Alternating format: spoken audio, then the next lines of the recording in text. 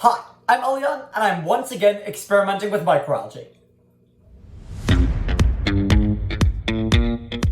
Let's start this video off with a quiz.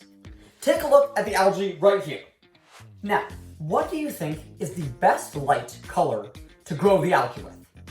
Is it red? Is it green? Is it yellow? Or is it white? I'll give you 5 seconds to answer. 5, 4, 3, 2, 1. If you guess green, I would say that's a pretty good guess. The algae are green, it makes sense that green would be the best color to grow the algae with. But that's not correct. Now you might also have guessed white, because I'm growing it with white light right now. And you're right, partially. White is a great color for growing algae. It simulates very closely the effects of the sun. But actually, the best possible color for growing algae is red. Let's unpack why. First things first, algae require light to grow.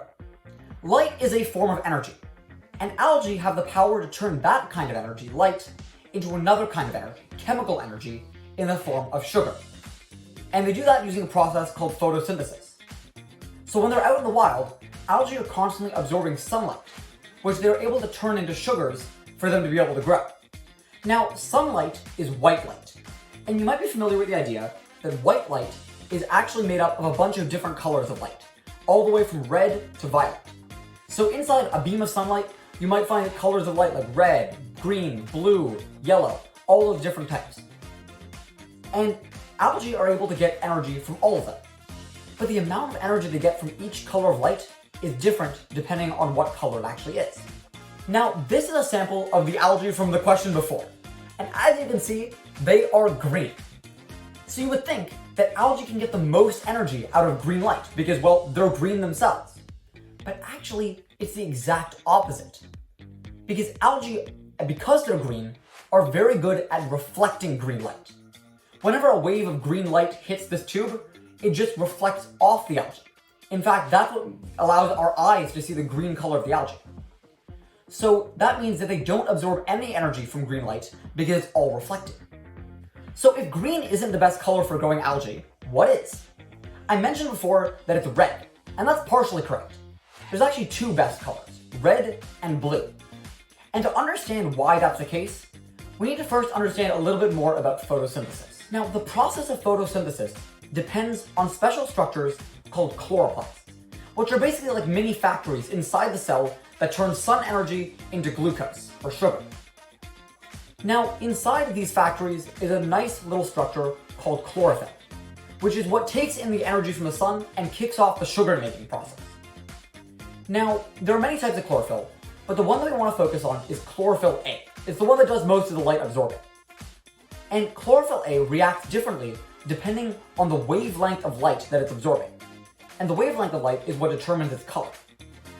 So as you can see in this graph, it just so happens that chlorophyll A reacts best, in other words, it takes in the most energy when the nanometers or the wavelengths of the light corresponds to colors of blue and to red.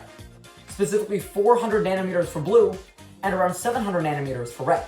So since red and blue light are best at stimulating chlorophyll A, they should be great for growing microalgae as a whole, better than green light or white light. And that's exactly what I'm testing out in my next Pioreactor experiment. So as you might recall, this is the Pioreactor. It's essentially a miniature bioreactor that you can use to grow algae on really small scales and do really quick experiments with them. So I have now hooked up the light cables in this Pioreactor and changed them over to red LEDs.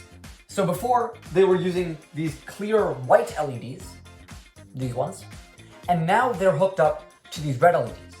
And these red LEDs are going to be plugged into the Pioreactor and supplying the algae with red light instead of just white light like they were before.